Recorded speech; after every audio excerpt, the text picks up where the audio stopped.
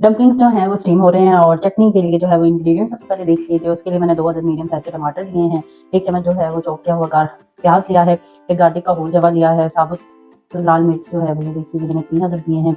ये जो है ये धनिया की जो है वो स्टिक्स हैं लिए हैं, एक मैंने रेड मिर्च ली है, एक मैंने ग्रीन चिली ली है और इसमें मैंने जो है वो ऐड कर दिया है 1 खाने का चम्मच जिसको कहते हैं ऑयल का फ्राइंग पैन में। और इसको मैं पहले से यूज़ किया हुआ था तो इसके अंदर मैंने तेल डाल दिया है। अब जो है वो मैं आपको चटनी का जल्दी जल्दी बता देती हूँ और सिर्फ एक चीज़ हमने ऐड करनी है वो होगा नमक। सबसे पहले चूल्हे के थोड़ा मीडियम करते हैं और प्याज जो है ये मैंने इकट्ठा ही डम्पलिंग्स की फिलिंग के लिए काट दिया था इसलिए ऐसा है, वरना मैं इसको भी बड़ा बड़ा ही रख।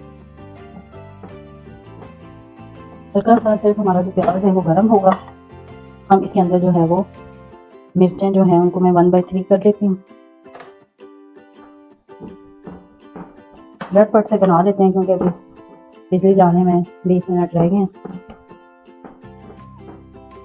ये सारी चीज़ें इसके अंदर ऐड होंगी। अच्छा, डम्पलिंग्स को आप फ्राई भी कर सकते हैं और बारबेक्यू सॉस के साथ, ग्रीन चटनी के साथ, स्पाइसी चटनी के साथ, सांभर के साथ, हर चीज़ के साथ सर्व कर सकते हैं आप अपने टेस्ट के मुताबिक। और कुछ इंडियन चटनी और इंडियन रेसिपीज़ भी हम इंशाल्लाह बनाएंगे करीब जल्द, अगर आपकी इसी तरह से सपोर्ट मेरे साथ रही, जो कि आप मुझे बिल्कुल भी नहीं करते।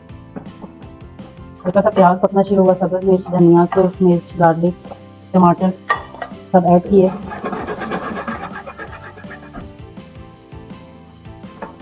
जल्दी से इसके अंदर जो है वो ऐड कर दिया थोड़ा सा हल्के जायका नमक, तो पकाया।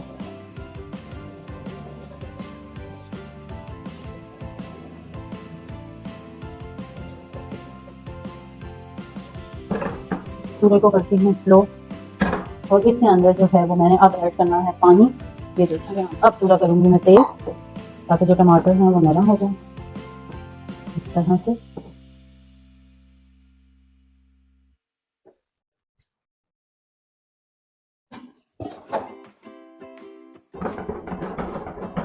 इसको ढक के रख देंगे स्लो आंच पे 5 मिनट के लिए, फिर इसको ब्लेंड कर देंगे और हमारी जो चटनी है वो बिल्कुल तैयार हो जाएगी।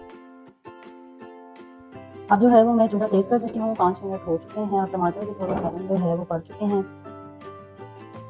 नहीं, अच्छी खुशबू आ रही है इसकी, मैं आपको बताना चाहती हूँ, आप लोग यकीन करें।